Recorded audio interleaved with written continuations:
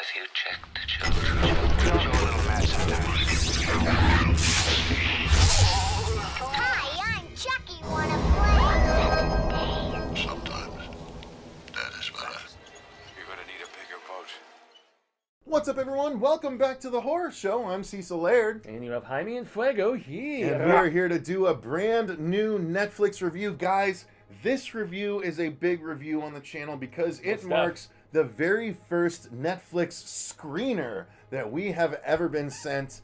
So from here on out, if Netflix is going to be producing a horror project, we are going to be requesting it for a screener, and we are going to be doing a separate review of said. Are you hearing that squeaking? What the fuck is that? I am not sure. It's in my mouth. It's coming out. The squeak. I don't know what the squeaking is, guys. I apologize.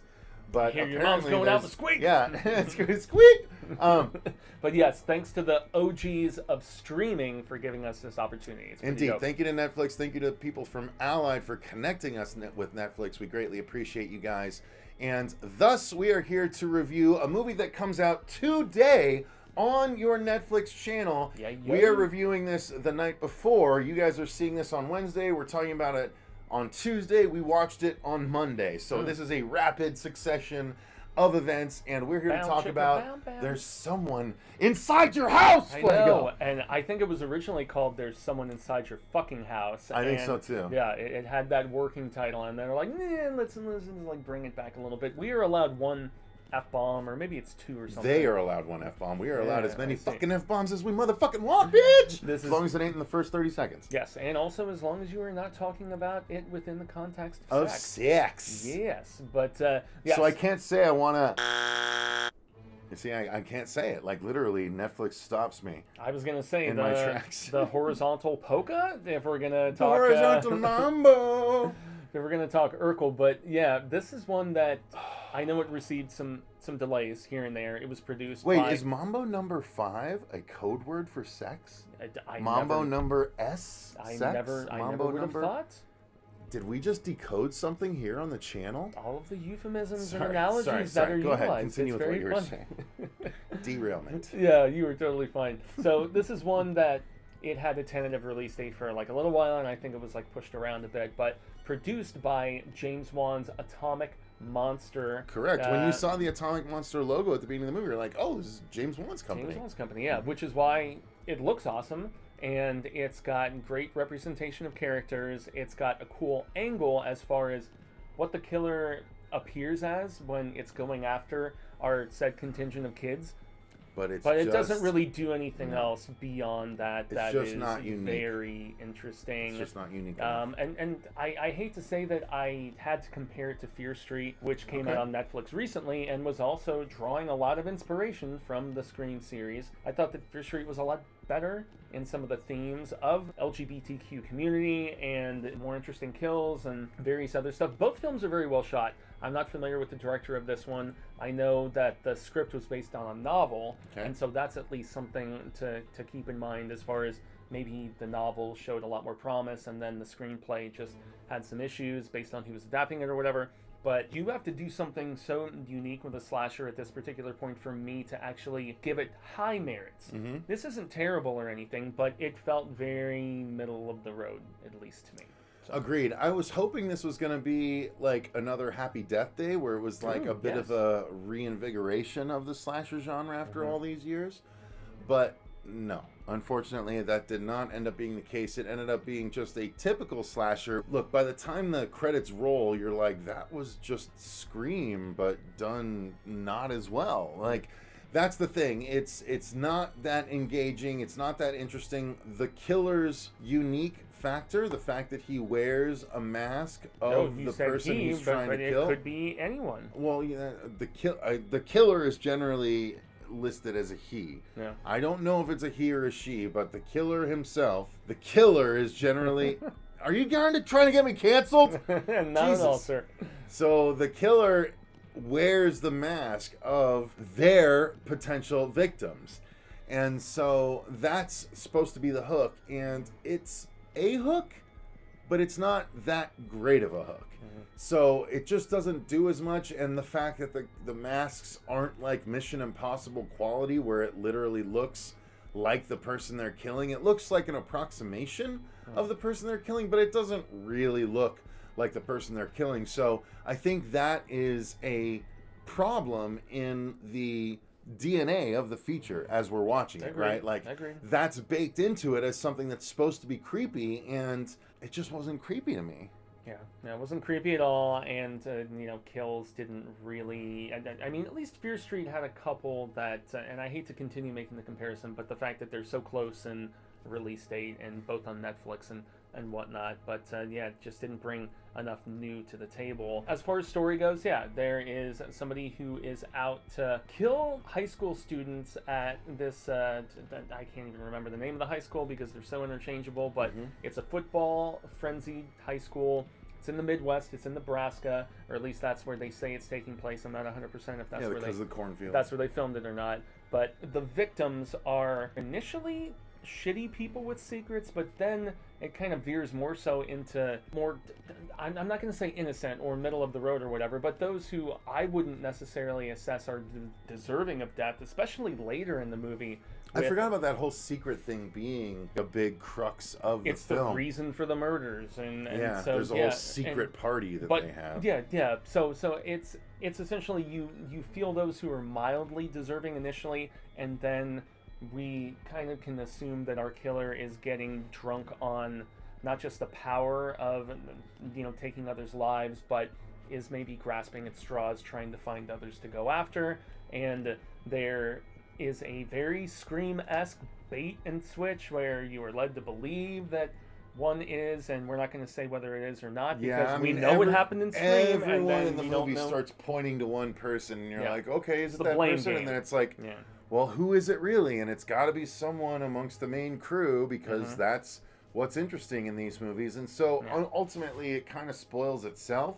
And isn't that super interesting? Like, I didn't necessarily guess who the killer was. It was for me, to be honest, about halfway through. I didn't care who the killer was the bigger problem. Yeah. Because I was like, ultimately, I don't care about these characters. Like, just show me who it is and let's see this resolve. Because I did not care. Like, that's a big problem to me, unfortunately. Outside of the gimmick of the killer wearing the face of the person he's going to kill, that is, on paper, a really good gimmick. But in execution, they just did not bring it home for me, man. Well, and it's a little heavy-handed with certain themes, and one of the best bits where, dare I say, they kind of almost knock themselves back is there is a gay football player character who kind of rags on this outsider crew, and he's just like, hey, people who hate on sports are being just as stereotypical as us who hate on those who are outsiders and queer and whatever else. And so that was one of the best moments in the film for me because somebody did bring it back down to earth and say that it is, two sides of a coin and a two-way street. And so even those who are stereotyped can stereotype others that are different from them. So it does go both ways in that regard. So that was maybe one of the more interesting themes, but they don't expound upon it, and they, dare I say, don't really develop a lot of the characters aside from the straight romance in this, and it's the type of thing we've seen quite a bit. Bad boy, girl with a past as well, who's trying to hide the connection and so on. And so aside from its gimmicky aspects, did not really bring anything new to the table. And I'm not trying to be super critical. I'm just being very, very honest about my assessment after watching a lot of slasher films. And that's the thing. I don't think this movie deserves necessarily a full breakdown like we normally do. I agree. I think it was just a substandard slasher film that took too many cues from previous movies but did not accomplish them in anywhere near as engaging of a way. So ultimately, I don't think that this is worth everyone's time, but it is available on Netflix and it is for free, and the production value is of a higher end than a lot of lower budget horror movies. That's the rub, right? Like, it's not a bad movie, and I think people that are just getting started in the slasher genre, younger audiences, I think that's who are going to benefit the most from this film. I don't think people in their 30s and 40s like you and I are going to appreciate this movie the way that people in their 20s and younger are going to appreciate it, because we've seen these tropes. We've seen them done better, but these young kids probably haven't. So this is probably their first foray into it. So how is it done as far as that goes? And I gotta say, it's at least competently done. It's not bad. It's not going to necessarily last the way some of our horror movies growing up that last in our minds do, but it's not necessarily going to be a bad thing either. Yeah, and that's the thing. I would imagine that the screenwriter, the director, those behind this, and including who wrote the original novel, they probably did grow up on the stuff that inspired this. Mm-hmm. They grew up on Scream and Urban Legend, and I Know What You Did, that stuff in the mid to late 90s, that this feels so much like it's kind of copying for its DNA. So for any younger audiences, like tween, teen, sort of like the average CW viewer or something, they will watch this, and if they haven't seen any of those other, I guess, more godfatherly sort of things of the slasher genre when it was reinventing itself in the 90s, they could probably find an immense more amount of, enjoyment in this than I think either of us did. I think so too. Without being just super like, oh, this sucks or whatever. No, this film didn't suck. And, it had some interesting character stuff, and it felt very of the times and of the acceptance that we needed for so very long, and I appreciate the hell out of that. But that doesn't mean it's a good horror movie. I think we do need to talk about the gore, though, because they went for the gore. This was a very spurterific movie. Like, every time the killer attacked, there was blood squirting all over the place. Like, there were Achilles tendons that were severed that sprayed the both of them entire freaking area. Like, there was gore, and they didn't shy away from it, and I think that only benefits the story, honestly. Yeah, and I did enjoy the sequence in where the snooty racist chick was in, and then she was there at the funeral and just still with her pretentiousness, the student body president, and what transpired with her. And also there is a big confrontation in these cornfields at the very end, and the fire and everything. And also the party sequence I thought was solid. There was a throat slash and somebody who was thrown into this fountain that is filled with like beer, and the fact that I went to parties here in the Phoenix area and along Central, just north of Bethany. Are you admitting to slashing someone's throat and throwing him into the... No, just where they would put the beer almost, in that fountain sort of situation. Yeah, that's all that happened. And also the whole angle with what that kid's father was up to. But yet, there were so many subplots that were like ill-explored. I honestly wanted more about motivation there, and more about why the father was so resented. And so, like...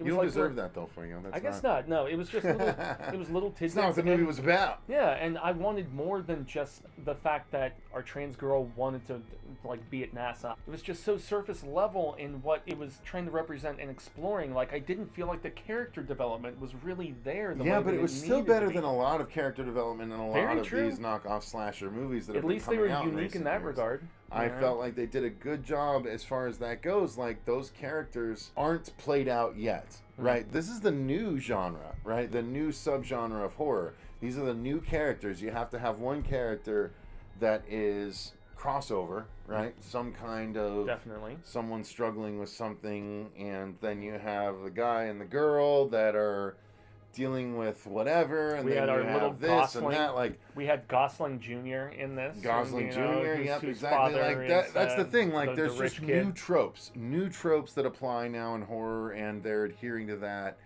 And so, I mean, ultimately, look, if you have a subscription to Netflix, watch the movie. You're not missing out on anything. It's an hour and a half of your time. Make up your own mind. But if this was a movie that was in the theaters, I would say wait for streaming. Agreed. Luckily, you don't have to wait for streaming. It's on streaming as we review this. So and I think it was originally going to go to streaming before it was sold off to Netflix. But don't quote me and berate me in the comments if I'm wrong about that. But this film did see significant delays in some aspects. I can kind of see why. I mean, tell me I'm wrong. Okay, pay for this movie in the theater? No. Watch it on Netflix? Yes. Do we agree on that? Definitely yes. So there you go, guys. This movie is available on Netflix as we drop this review, so thank you very much for watching. In 2 days or so, we are going to be dropping our review for Lamb, which is the upcoming A24 movie for this week. So you get 2 brand new movie releases. One very much horror, one not so much. No. But nonetheless, you're going to get those release reviews. And thank you again to Netflix for sharing a screener link to There's Someone Inside Your House We are excited to get this going and start watching these Netflix horror properties. I mean, how much happier would we be about Midnight Mass if we had watched it ahead of time and dropped a review on the day of? Midnight Mass was the Shiznito band, and I am still thinking about it, and it is still making me emotional. So, indeed. So hopefully we are. can get that going. And as of right now, though, this is the slasher movie you can get your hands on for free if you're already watching Netflix. So we recommend you do so. Until next time, I've been Cecil Laird. And gracias a Jaime and Fuego. Thank you to all of our patrons for supporting the channel the way that you do. The link is in the description box. If you want to become a patron and tell us a movie to review or do a commentary for, anything along those lines, while you're down there, click the like button and subscribe. Ding that notification all bell if you're willing. That way you're not willing. That way you're not going to miss any of our future episodes. We greatly appreciate you guys. Indeed. If you are subscribed. Thank you so much. And remember, stay scared.